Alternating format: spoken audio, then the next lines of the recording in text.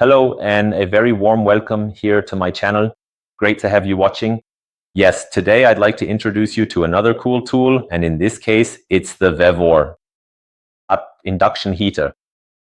This is a type of heater where you are able to use these metal coils in order to heat up things such as screws, for example, to help loosen them when needed. Now, there are naturally a few things to keep in mind with this VEVOR induction heater as well. That's why the manufacturer included all these instruction sheets, which point out exactly what you should avoid or how to do it correctly. I've read through some of the reviews on Amazon, for instance, and well, opinions there were quite divided. So they ranged from "it doesn't work at all" to "I'm totally thrilled with what this device can do." And yeah, that often has to do with people not following the manufacturer's instructions and just starting without really knowing what's important here. For example, if you start the device, the heater here with the coil inside, and you want to heat a metal object, and you already press the start button, even though there isn't any metal object in the coil yet, that destroys the heater. So it's obviously clear then why it wouldn't work properly anymore. And when reviews say the device is bad and doesn't work right, that's usually the reason why. We'll definitely discuss all of that in this video, and then of course check in the practical tests if that's actually the case, or if some people are right with their reviews. Yeah, we definitely want to disprove that. So have fun with it. Okay, I'm here in my workshop now. Now let's take a look at how to operate the induction heater here before you do anything at all. Very important. Unplug the power cord. So we have here at the top, where the two contacts go in, we have this twist lock up here.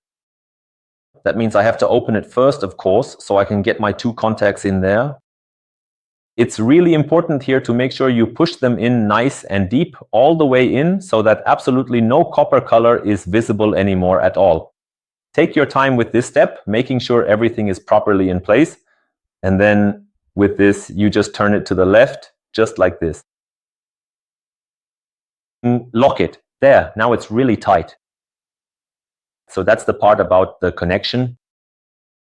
If you leave it loose like this, of course, it might not work properly. That's what I was just saying about the recesses. You really have to know what you're doing. So push it in deep so that you definitely don't see any bare material anymore.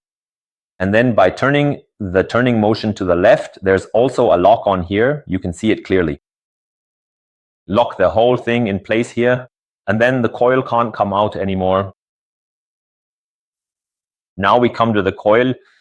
So the coil, as you can see, it actually has this insulation sleeve right here, which goes all the way around the entire coil. This sleeve is specifically designed to ensure that the individual windings inside the coil do not short circuit with each other.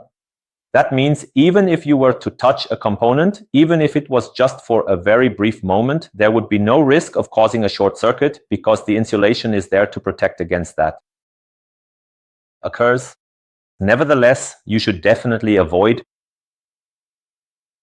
placing the coil anywhere down on the workpiece or touching it permanently on the side. So you should make sure to place it nicely centered over the nut in this example.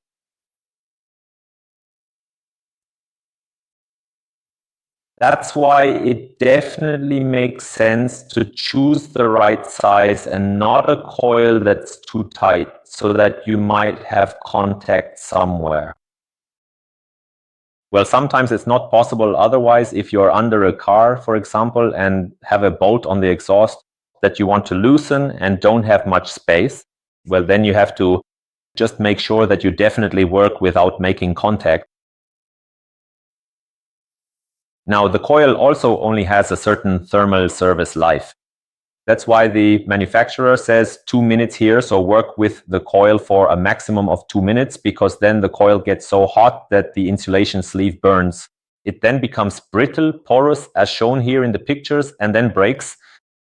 And then it's obviously clear that we can then create a short circuit here between individual loops of the coil. So avoid that.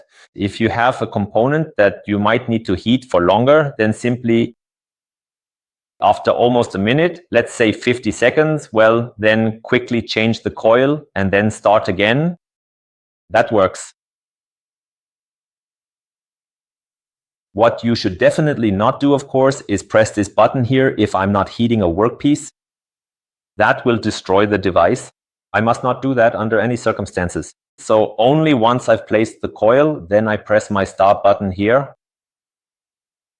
By the way, I also have to keep the start button pressed down continuously. Otherwise, if I let go of it, the flow of energy is naturally gone immediately. People who have health restrictions regarding pacemakers, insulin pumps, and so on, they naturally have to be careful and may need to consult with their doctor to see if they are allowed to use the device. Now, what exactly can I heat up with this induction heater here? So completely normal ferrous metals, steels, that all works wonderfully. Yes, chrome nickel steels, they heat up as well. So if you ever needed to loosen stainless steel screws, that works too. You just have to hold it on there for a longer period of time accordingly, because it just, well, it simply takes longer since they are not magnetic either. So as it also says right here in the operating instructions, for all non-magnetic metals, it does not work there. So you need to be aware of that. I've tried it, so chrome nickel steels do work. What doesn't work are non-ferrous metals, copper and aluminum. That doesn't work.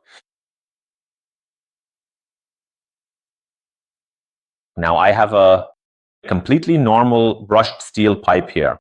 And now I naturally want to see if it heats up well here with my induction heater.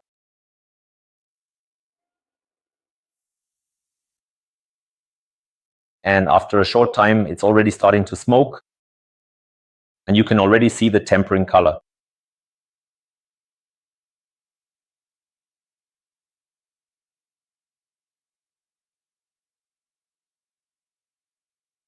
And I could go ahead right now and I could carefully bend the pipe. Now my second test subject is an M8 screw with a nut.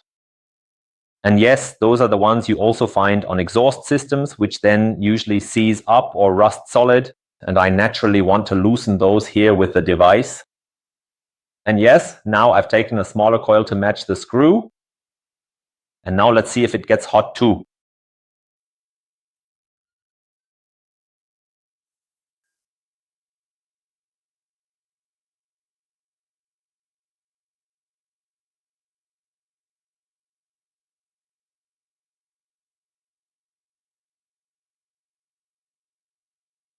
Down there, the screw is already glowing.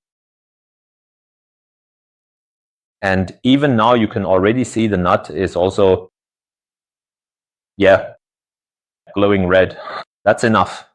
So at this point, I could actually go ahead and carefully loosen my nut perfectly, just the way I want it, making sure everything is done properly.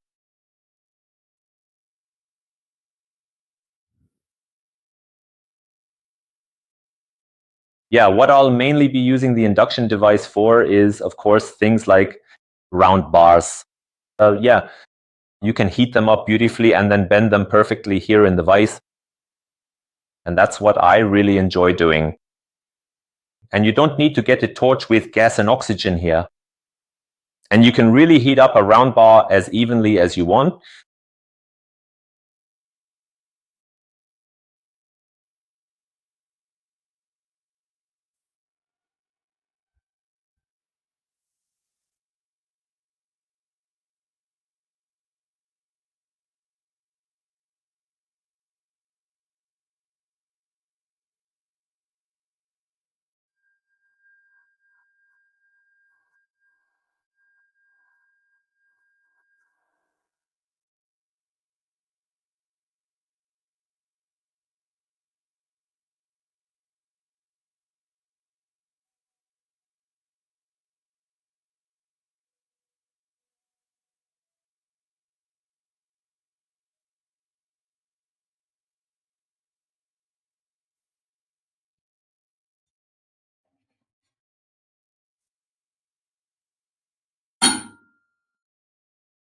Yeah, the next application example, for instance, an annealed drill bit, yeah, one that's lost its temper, and well, you don't want to throw it away, you want to regrind it.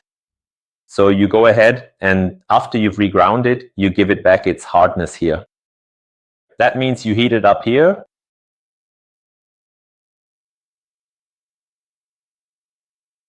And then of course you,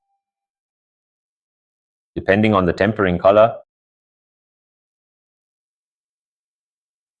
then quench it. That's actually relatively quick. You wait a little bit, and so now I have my drill bit nice and hard again, once again. Yeah, all in all, this VEVOR induction heater is really a great tool. If you use it properly, as I've shown, it all works relatively well. Well, then I'm at the end of my contribution here. And if you liked it, as always, thumbs up. Don't forget to subscribe. Very important so you don't miss any videos. And hit the bell as well. And so I'll say take care. Until my next video. Bye.